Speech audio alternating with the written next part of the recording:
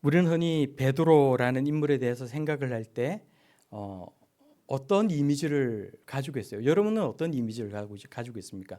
누군가 여러분에게 성경에 대해서 잘 모르는 사람이 이제 뭐 베드로에 관한 이야기를 우연히 듣고는 베드로가 어떤 사람이에요? 이렇게 물어보면 여러분은 뭐라고 설명을 해주시겠어요? 우리가 보통은 베드로 그러면 뭔가 성격이 굉장히 급하고 다혈질적이고 또 생각을 해보면 크게 배운 것이 없어서 별로 지식이 없거나 크게 지혜롭지는 않은 사람이 아닐까 이렇게 생각을 하는 경향이 있는 것 같습니다. 그런데 저는 베드로 전후서를 읽으면서 아마도 사람들이 이런 생각을 가지고 있는 것을 바라보면서 베드로가 천국에서 참 억울해할 수도 있겠다라는 생각을 한번 해보았습니다. 왜냐하면 베드로 전후서를 읽어보면 베드로가 얼마나 논리적으로 굉장히 일관적으로 이 성경을 이제 기술하고 있는지 이걸 기록하고 있는지 우리가 알 수 있기 때문에 그렇습니다. 또 무언가를 얘기할 때는 뭔가 계속적으로 자신의 어떤 주장만을 하고 있는 것이 아니고 그런 주장 뒤에 얼마나 그것이 타당한 근거와 이유를 가지고 있는지에 관해 우리들에게 들려주고 있기 때문에 그래요.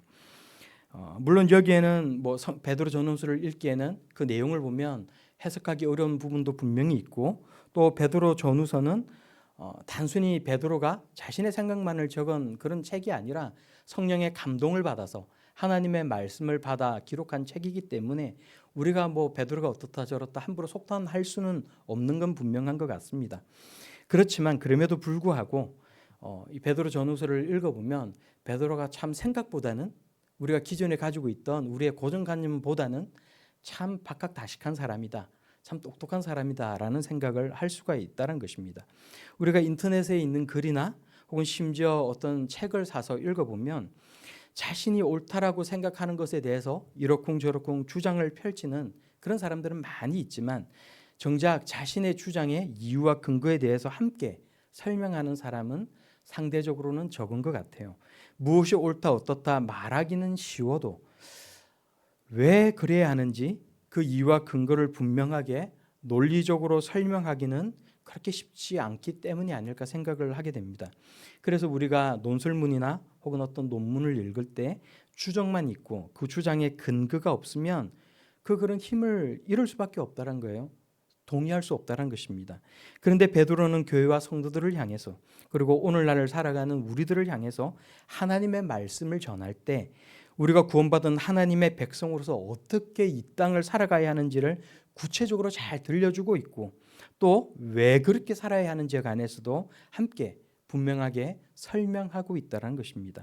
또 심지어 우리에게 세상 사람들, 믿음이 연약한 사람들이 왜 우리가 그리스도인으로서 이 땅을 살아가고 있느냐고 혹은 우리에게 왜 그런 소망을 가지고 살아가고 있느냐고 물으면 그 이유와 근거가 뭐냐고 물으면 대답할 말을 항상 준비하고 있으라라고 우리에게 말합니다. 베드로전서 3장 15절 말씀에 너희 속에 있는 소망에 관한 이유를 묻는 자에게는 대답할 것을 항상 준비하되 온유와 두려움으로 하라라고 합니다. 누군가가 우리에게 왜 그런 소망을 가지고 살아갑니까? 왜 주일날 편히 쉬지 않고 혹은 다른 일 하러 나가지 않고 왜 등산하러 가지 않고 교회 나가 예배를 드립니까? 우리에게 누군가 묻는 사람이 있다면 그 이유에 관해 여러분들은 대답할 말이 있습니까? 어떤 말을 준비하고 있어요? 오늘 성경 본문 말씀을 우리가 함께 읽으면서 우리가 하나님의 자녀로 우리가 왜 이 땅을 하나님의 자녀답게 살아가야 할 것이고 또 하나님의 자녀답게 살아가야 하는 그 이유가 무엇인지 우리가 그냥 막연하게 생각하는 것이 아니라 하나님의 말씀이 우리에게 어떻게 들려주고 있는지에 관해서도 함께 생각을 해볼 수 있기를 바랍니다. 어떤 면으로 생각을 해보면 그냥 너희는 이렇게 살라고만 해도 충분할 수도 있어요. 우리 각자가 나름의 어떤 막연한 생각이라도 가지고 있을 수는 있습니다. 그러나 오늘 성경 본문 말씀은 우리가 그렇게 살아가야 할 분명한 이유를 우리에게 들려주고 있다는 것입니다.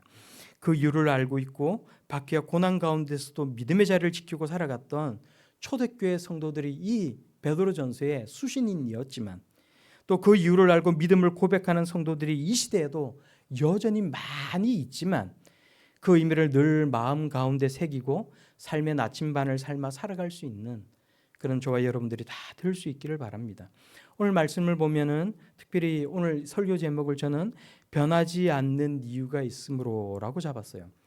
왜 변하지 않는 이유가 있으므로라고 제가 이 설교 제목을 잡았을까? 여러분 함께 생각을 하면서 오늘 말씀을 함께 우리가 생각하고 묵상하고 또 우리 삶에 잘 적용해 볼 수 있기를 바랍니다. 먼저 오늘 성경 본문 말씀은 우리에게 이렇게 살아가라라고 말씀하고 있어요. 먼저 첫째는 마음의 흐를 동이고 근신하여서 아직 받지 못한 은혜에 완전한 소망을 두라라고 말씀합니다. 다시요. 예수 재림의 날에 받을 은혜에 완전한 소망을 두라라고 합니다. 우리 13절 말씀을 함께 보겠습니다. 13절 말씀입니다. 그러므로 너희 마음의 허리를 동이고 근신하여 예수 그리스도께서 나타나실 때에 너에게 가져다 주실 은혜를 온전히 바랄지어다라고 합니다. 세상 풍조가 어떻든지 간에 세상 사람들이 어떻게 살아가든지 간에 하나님의 자녀들은 그런 분위기에 동요하거나 동화되지 말라는 것입니다. 경제가 발전하고 풍족해져서 사람들이 그 풍요로움에 젖어서 어떻게 살아가든지 정치가 혼란스럽고 그래서 그것이 우리 마음에 들든지 들지 않든지 나라와 사회를 위해서 경제와 정치와 위정자들을 위해서 기도를 해야만 하지만 그런 환경에 휩싸여서 동요하거나 동화되어 살지 말으라고 우리에게 말씀하고 있는 것입니다. 오히려 우리는 하나님을 향해 깨어 있어야 하고 정신을 차려야 합니다. 우리가 살아가는 곳이 천국이 아니라는 사실을 알고 날마다 믿음을 지키며 살아가야 한다라고 성경은 우리에게 말씀하고 있는 것입니다. 여러분 찬송가 491장 저 높은 곳을 향하여 혹시 가사 기억하십니까? 저 높은 곳을 향하여 날마다 나아갑니다. 내 뜻과 정성 모아서 날마다 기도합니다. 2절을 보면 괴로움과 죄가 있는 곳 나 비록 여기 살아도 빛나고 높은 저곳을 날마다 바라봅니다. 내 주여 내만 붙드사 그곳에 있게 하소서. 그곳은 빛과 사랑이 언제나 넘쳐옵니다. 나 비록 이 땅을 살아가고 있지만 우리의 마음은 늘 하나님을 향하고 그래서 높은 곳을 바라보며 살아갈 수 있는 성도들, 오늘 이 본문의 말씀을 통해서 하나님은 우리가 그런 사람이 되라고 말씀하고 있어요. 기도하고 찬송하면서 믿음 잃고 세상 일에 빠져서 살지 않도록 나를 도와주옵소서. 나를 인도해 달라고 부르짖으며 살아갈 수 있는 그런 하나님의 자녀들이 다 될 수 있기를 바랍니다. 위의 것을 생각하고 땅의 것을 생각하지 말라는 그 말씀을 따라 살아갈 수 있는 그런 저와 여러분들이 다 되기를 바랍니다. 특별히 13절 말씀은 예수 그리스도께서 나타나실 때에 너희에게 가져다 주실 은혜를 온전히 바랄지어다라고 합니다.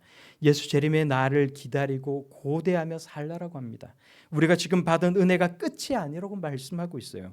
예수 그리스도께서 다시 오실 그날에 우리에게 주실 완전한 은혜가 있다라고 말씀합니다. 그러므로 그날에 받을 은혜, 아직 다 주어지지 않은 은혜에 소망을 두라는 거예요. 우리 개역 개정 성경을 보면 은혜를 온전히 바랄지어다라고 되어 있지만 이 말씀을 조금 더 정확하게 번역을 하면 은혜에 완벽하게 소망을 두라라고 말씀할 수가 있어요.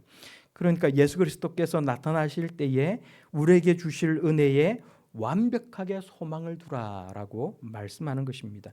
근데 여기서 온전히라는 이 말은 헬라 원어상으로는 끝까지 지속하다, 완벽하게 도달하다라는 의미를 가지고 있어요. 내가 지금 세상 일에 마음을 빼앗기고 마음이 하나님으로부터 멀어졌다면 정신을 차리고 현재와는 비교조차 할 수 없는 그날에 그 크고 놀라운 은혜에 집중하기로 결단하는 것, 그것이 마음의 허리를 동이고 근신하는 것입니다. 그것이 예수 그리스도께서 나타나실 때에 주실 은혜에 완전히 소망을 두는 것입니다.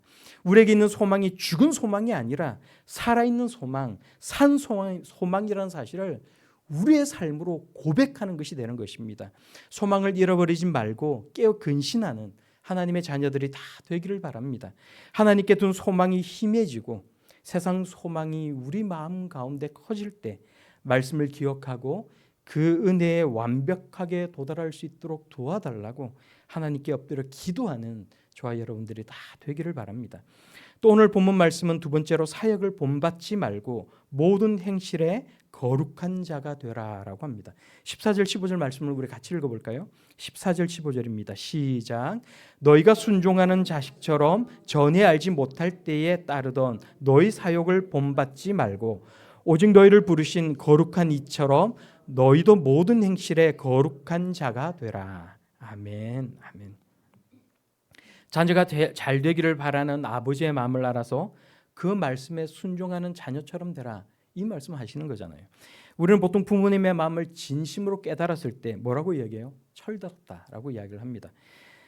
가정이 소중하다라는 것을 깨달았을 때 철들었다라고 이야기를 합니다. 자기 기분 내키는 대로 자기 욕심대로 생각 없이 살다가 정말 가족이 소중하구나, 내 아내가 내 남편이 정말로 소중하구나 생각했을 때 이 사람이 철들었네. 우리 그런 얘기하는 거예요.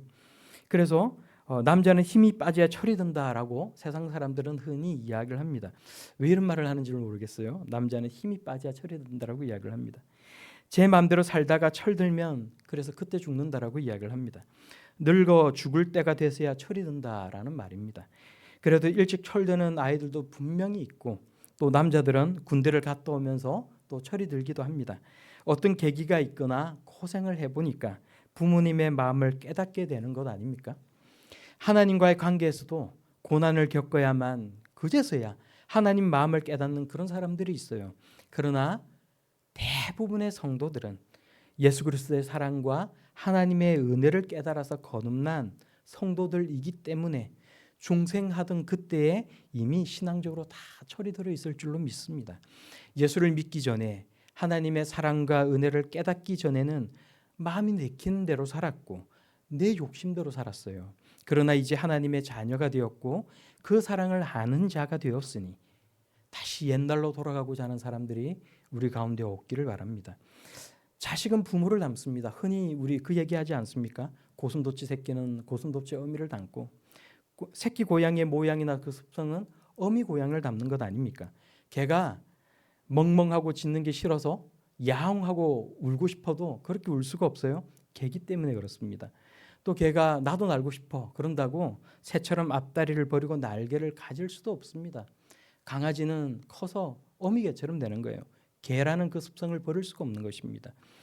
우리의 습성, 우리의 성품, 우리 자신의 모습들을 생각을 해보면 우리는 비록 죄성을 가진 인간이지만 그러나 하나님의 은혜 가운데서 우리는 하나님의 자녀가 되었으므로 하나님 아버지의 성품을 담기 위해 애써야 될 줄로 믿습니다. 오늘 16절 말씀에 기록되었을 때 내가 거룩하니 너희도 거룩할지어다 말씀하고 있어요. 내가 거룩하니 너희도 거룩할지어다.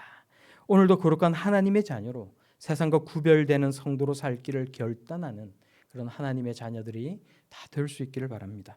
세 번째로 오늘 본문 말씀은 나그네로 있을 때를 두려움으로 지내라 라고 말씀합니다. 17절 말씀에 외모로 보시지 않고 각 사람의 행위대로 심판하시는 이를 너희가 아버지라 부른지 너희가 나그네로 있을 때를 두려움으로 지내라 라고 합니다. 여기서 나그네로 있을 때라는 그 말이 어떤 의미를 가지고 있을까요? 나그네로 있을 때 우리는 생각을 해보면 나그네로 있는 사람도 있을 수도 있지만 대부분은 그냥 자기가 정주한 곳에서 거기서 다 거주해서 살아가고 있지 않습니까? 우리가 주소지를 둔 곳에서 우리가 다 살아가고 있어요. 그럼에도 불구하고 성경은 우리를 향해서 나그네라고 말씀하고 있는 것입니다. 나그네가 어떤 사람입니까? 자기가 살아가고 있던 고향을 등지고 언젠가는 그 고향으로 돌아갈 걸 기다리면서 타국에 살아가는 사람, 그런 사람이 나그네 아닙니까? 그런데 성경이 우리에게 나그네라고 말씀하고 있는 것입니다. 이 땅을 살아가는 모든 성도들은 돌아가야 할 때가 있다는 의미를 가지고 있다는 것입니다. 이스라엘이 망하고 난 뒤에 세상으로 흩어지고 바벨론으로 끌려갔던 그 유대인들이 언젠가는 자신들의 고향으로 돌아가기를 고대하면서 그렇게 살아갔듯이 우리 역시도 똑같이 그러하다라고 성경은 우리에게 말씀하고 있어요. 나그네로 있으면서 잠시 잠깐 머무는 곳에서 땅을 사고 영원히 살 것처럼 집을 짓고 자리를 잡아 살아가는 사람은 없다는 것입니다. 어리석은 사람이 아닌 다음에야 그런 사람은 없다라는 거예요. 돌아갈 것을 생각하면 할수록 더욱 그곳에 안주하며 살아가는 사람은 없다는 것입니다. 우리가 돌아갈 곳에서 우리를 맞아주시고 품어주실 하나님 아버지께서 우리가 나그네로 있는 이 세상의 모든 일들을 살피시고 또 각 사람의 행위대로 심판하신다라고 성경은 우리에게 말씀하고 있어요. 그런 사실을 아는 사람은 이 세상에 마음과 뜻을 두고 살아가지 않는다는 것입니다. 오늘 우리가 성경을 보면 하나님은 우리의 행위대로 심판하시는 분이라고 이야기를 하고 있어요. 우리가 은혜를 받아서 하나님의 자녀가 되었기 때문에 어떻게든 살아도 상관이 없노라고 말씀하시고 있는 것이 아니라 이 땅을 살아갈 때 하나님을 두려워하라라고 말씀하고 있어요. 나그네로 세상을 살면서 하나님을 사랑하되 죄의 문제 앞에서는 하나님을 두려워할 수 있는 성도들이 다 되기를 바랍니다. 죄에 민감하고 욕심에는 둔감하여서 내 뜻, 내 고집, 내 욕심이 아니라 하나님의 말씀대로 순종하며 사는 하나님의 자녀들이 다 되기를 바랍니다. 마지막으로 마음으로 서로 뜨겁게 사랑하라 우리에게 말씀하고 있어요. 22절 말씀을 우리가 함께 한 목소리로 읽겠습니다. 22절입니다. 시작. 너희가 진리를 순종함으로 너희 영혼을 깨끗하게 하여 거짓이 없이 형제를 사랑하기에 이르렀으니 마음으로 뜨겁게 서로 사랑하라. 아멘. 아멘. 우리가 하나님의 자녀가 되어서 그 진리에 순종하며 살아가는 하나님의 자녀인데 그래서 너희 마음을 깨끗게 하지 않았느냐 우리가 말씀하고 있는 거예요. 우리가 지난 한 주간을 살아가면서 우리가 우리의 마음을 깨끗게 하기 위해서 얼마나 노력하며 애를 썼습니까? 오늘날 이 시대는 순수라는 말을 참 싫어하거나 아니면 순수라는 말에 너무 집착하는 시대가 아닌가라고 생각을 합니다. 누군가가 나에게 순수하게 살라고 하면 굉장히 그 말을 듣기 싫어하고 다른 사람을 향해서는 순수하게 살라 말을 하는 시대, 그런 시대가 우리가 살아가는 이 시대가 아닌가 우리가 생각하게 되는 겁니다. 근데 성경을 보니까 우리에게 마음을 순수하게 하라고 말씀하고 있어요. 세상을 살아가면서 세상에 떼묻고 그게 당연한 것처럼 살아갈 것이 아니라 순수한 마음을 가지고 살아가라. 늘 세상을 살아가면서 세상에 물들 수밖에 없는 것이 이 땅의 삶인데 그렇게 물들며 살아가지 말고 우리 속에 있는 죄를 제거하고 하나님의 말씀에 순종하며 살아가라. 진리를 따라 살아가라. 하나님께서 우리들에게 말씀하고 있는 것입니다. 그러면서 뭐라고 말씀하고 있어요? 그런 가운데서도 정말 중요한 것이 있는데 그것은 마음으로 뜨겁게 서로 사랑하는 것이라고 말씀하고 있어요. 마음으로 서로 뜨겁게 사랑하는 것이 무엇일까요? 마음으로 누군가를 뜨겁게 너무나도 사랑하여서 그래서 순수한 마음을 가지고 그 사람을 사랑하지 않고 에로스의 마음을 가지고 어떤 사람을 사랑하는 것, 그거는 마음으로 뜨겁게 사랑하라는 이 말씀에 어울리지 않는 것이겠죠. 우리가 성경을 보면 우리 한글 성경을 보면 마음으로 뜨겁게 서로 사랑하라라고 돼 있지만 이제 우리가 가지고 있는 그 성경 원어 성경의 사본들 중에 이제 처음에 초기에 이렇게 기록되어 있는 사본을 보면 깨끗한 마음으로 청결한 마음으로라고 이 앞에 청결한 깨끗한 pure 영어의 pure라는 단어가 삽입이 되어 있어요.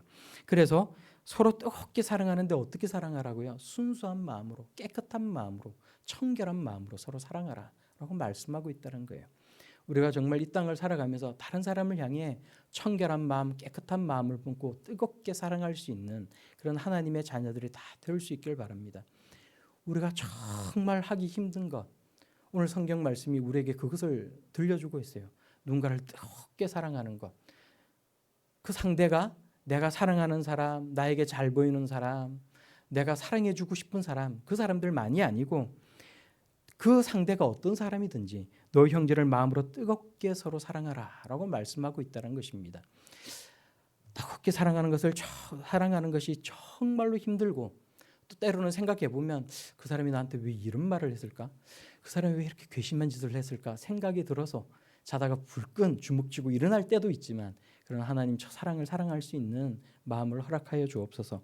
하나님 앞에 기도하고 성령께서 우리가 그 사람을 품을 수 있는 마음을 허락해 달라고 하나님 앞에 끊임없이 간절히 부르짖으면서 이 말씀을 실천하며 살아갈 수 있는 하나님의 자녀들이 다 될 수 있기를 바랍니다. 오늘 이 말씀을 하면서 또 우리에게 이렇게 살아가라라고만 말씀하고 있는 것이 아니고 이렇게 살아가야 할 이유에 관해서도 우리에게 말씀하고 있어요.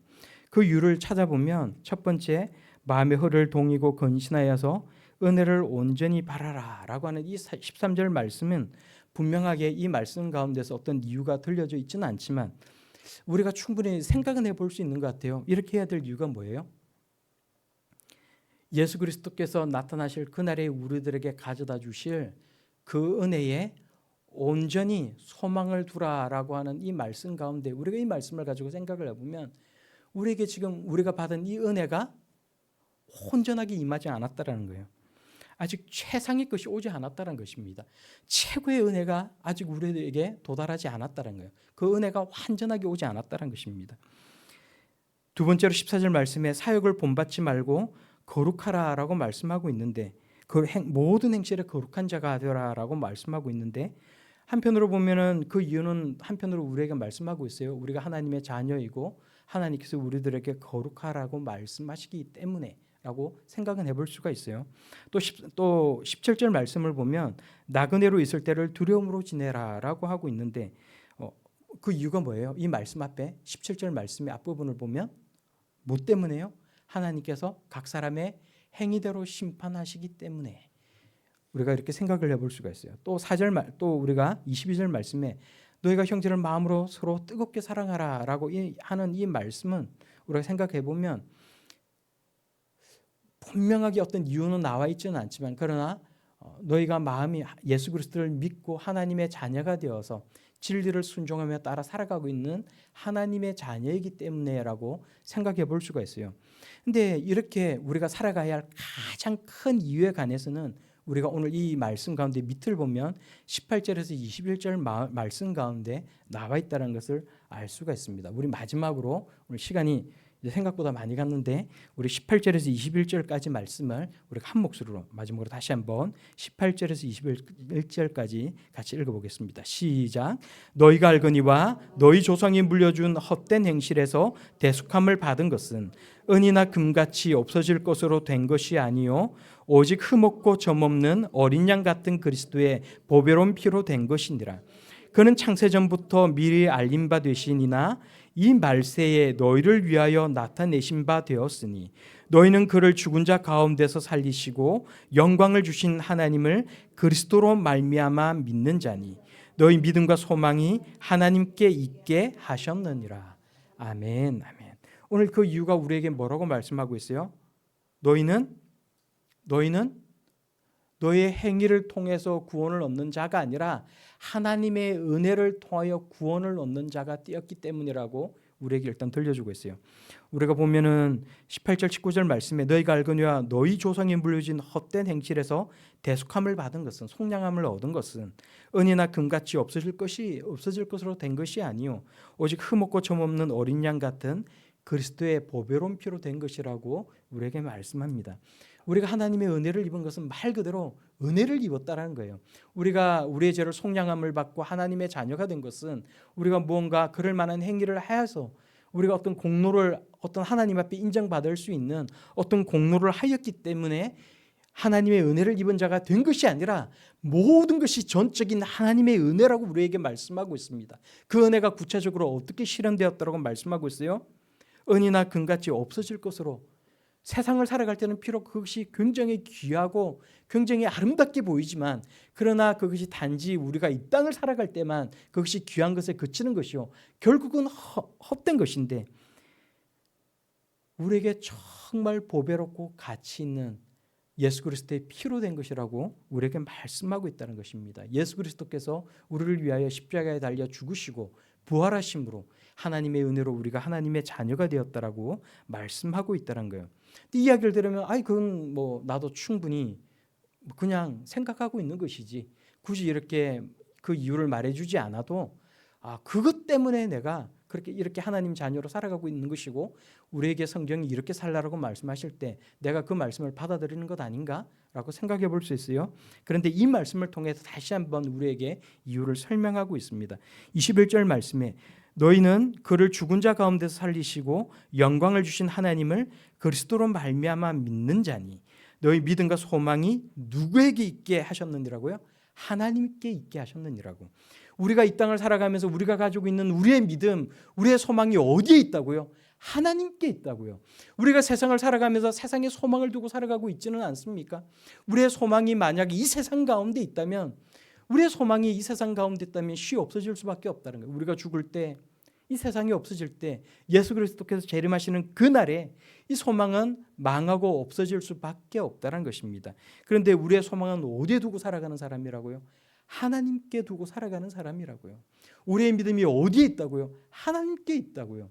그러므로 우리가 이 땅을 살아갈 때 이렇게 살아갈 수 있다는 것입니다. 이렇게 살아가야만 한다는 것입니다. 세상에 소망이 있지 않기 때문에 하나님께 우리의 소망이 있기 때문에 이 세상이 영원하지 않기 때문에 그러나 영원한 하나님의 약속의 말씀 가운데 우리의 소망이 있기 때문에 그렇다는 것입니다. 우리가 믿고 구원을 얻는 것은 공짜라고 흔히 이야기를 합니다. 너무나도 싸다라고 이야기해요. 싼 구원이라고 이야기를 해요. 그러나 우리가 값없이 없는 이 구원을 이루기 위해서 예수 그리스도께서 보배로운 피를 이 땅 가운데 흘리셨다는 거예요. 사람이 차마 이 세상의 방식으로 다 계산할 수 없는 놀라운 예수 그리스도의 보배로운 피를 이 땅 가운데 흘리셨다는 것입니다. 값으로 따질 수 없을 만큼 귀하고 가치가 있다라고 말씀하고 있다는 거예요. 그런데 우리가 생각을 해보면 이 말씀을 가지고 생각을 해보면 그런 것 같아요. 우리가 하나님을 사랑합니까? 내가 하나님 말씀을 따라 살아갈 때 살아가는 이유가 하나님을 사랑하기 때문이에요. 누가 이렇게 물으면 여러분 뭐라고 대답하시겠어요? 여러분은 하나님을 사랑하십니까? 이 땅을 살아가면서 내가 하나님의 말씀대로 살아가고자 하는 것, 내가 기도하고 예배를 드리고 하나님께서 이렇게 살라라고 말씀하실 때 그렇게 살아가기 위해서 애쓰고 노력하는 것, 결단하는 그 이유가 무엇이냐고 물으면 내가 하나님을 사랑하기 때문에. 그렇게 여러분 대답하시겠습니까? 여러분 어떠세요? 예전에 이제 뭐 저희 교회에 이제 출석할 교회를 찾고 있다고 오신 어느 뭐 이렇게 이제 집사님이, 연세가 좀 있으신 집사님이 이야기를 하시면서 왜 예수 그리스도를 믿으십니까?라고 물으니까 제가 하나님을 사랑하니까요라고 대답을 하시더라고요. 아마 대부분의 사람들은 이 말을 들으면 다 고개를 끄덕이고 그렇죠. 내가 하나님을 사랑하니까, 사랑하기 때문에, 그게 이유가 되어서 하나님이 나를 사랑하시고 나도 하나님을 사랑하기 때문에 그게 이유가 되어서 하나님을 믿고 예배하고 하나님 말씀대로 살아가길 원합니다. 그렇게 대답을 할 것이고 대부분의 사람들은 거기에 다 동의할 것입니다. 그런데 한편 우리가 다르게 생각을 해보면 좋을 것 같아요. 여러분, 이유가 변하면 우리 행동도 변합니까? 그래요. 여러분 그렇지 않아요? 아내를 사랑했어요. 남편을 사랑했어요. 그런데 이제는 더 이상 사랑하지 않아. 그러면 헤어지는 거예요. 남편을 사랑하는 이유가 단지 사랑하는 그 감정에만 있다면 헤어지는 것 아닙니까? 부모님을 사랑하고 남편을 사랑하고 아내를 사랑하는데 더 사랑하는 사람이 나타났어요. 그러면 다른 사람을 더 사랑하는 거예요. 불륜이 일어나는 거예요. 이유가 변하면 행동이 변하는 것입니다. 우리의 믿음과 소망이 어디에 있다고요? 변치 않는 하나님께 있다고요. 우리의 그 이유와 소망이 어디에 있다고요? 믿음과 소망이 어디에 있다고요? 변치 않는 하나님의 말씀에 있다고요. 여러분 23절 24절 말씀을 우리가 23절에서 25절까지 말씀을 제가 아까 마지막이라고 그랬는데 진짜 마지막으로 다시 한번 한 목소리로 읽어보도록 하겠습니다. 시작. 너희가 거듭난 것은 썩어질 씨로 된 것이 아니요 썩지 아니할 씨로 된 것이니 살아있고 항상 있는 하나님의 말씀으로 되었느니라. 그러므로 모든 육체는 풀과 같고 그 모든 영광은 풀의 꽃과 같으니 풀은 마르고 꽃은 떨어지되 오직 주의 말씀은 세세토록 있도다 하였으니 너희에게 전한 복음이 곧 이 말씀이니라. 아멘. 너희에게 전한 복음이 곧 이 말씀이니라. 우리의 모든 믿음과 소망이 변치 않는 하나님께 있고 하나님께서도 우리를 사랑하시는데 하나님의 사랑하는 마음 가운데만 있는 것이 아니라는 거예요. 오늘 성경이 우리에게 뭐라고 말씀하십니까? 풀은 모든 육체는 풀과 같고 모든 영광은 풀의 꽃과 같으니 풀은 마르고 꽃은 떨어지되 모든 것은 다 변하고 사라져버리되 오직 주의 말씀은 세세토록 있도다. 하나님의 말씀은 결코 변치 않는다라고 말씀하고 있는데 그 하나님의 말씀이 뭐라고요? 바로 이 복음이라고 말씀하고 있는 것입니다.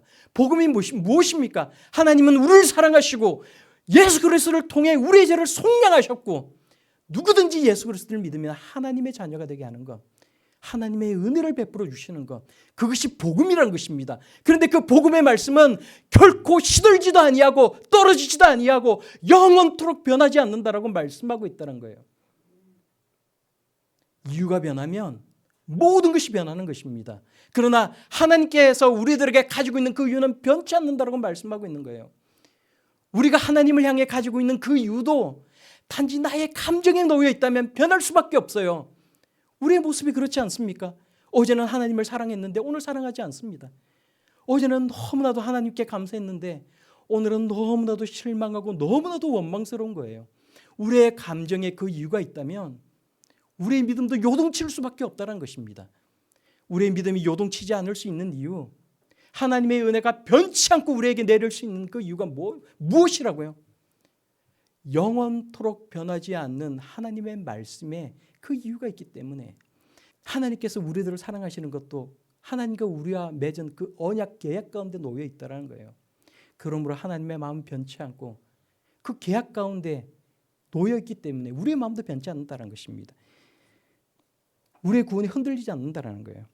오늘 이 말씀을 보면서 우리가 그 이유가 어디 있는지를 깊이 생각하고 하나님과 우리 사이에 맺은 이 계약을 깊이 묵상하고, 그래서 흔들리지 않는 믿음으로, 흔들리지 않는 마음으로 하나님을 사랑하며 이 땅을 살아갈 수 있는 그런 저와 여러분들이 다 될 수 있기를 바랍니다.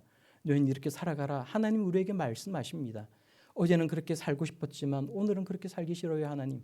그것이 아니라 하나님께서 나를 사랑하여 주시고 나의 모든 믿음과 소망이 하나님께 있기 때문에, 하나님께서 아직도 최상의 것을 나에게 주지 않으셨고 그것이 반드시 올 것이라고 말씀하고 있기 때문에 그 하나님의 약속에 터잡아서 이 말씀대로 쫓아 살아가고 하나님의 뜻을 쫓아 살아갈 수 있는 순종하는 하나님의 자녀들이 다 될 수 있기를 예수님 이름으로 축원합니다.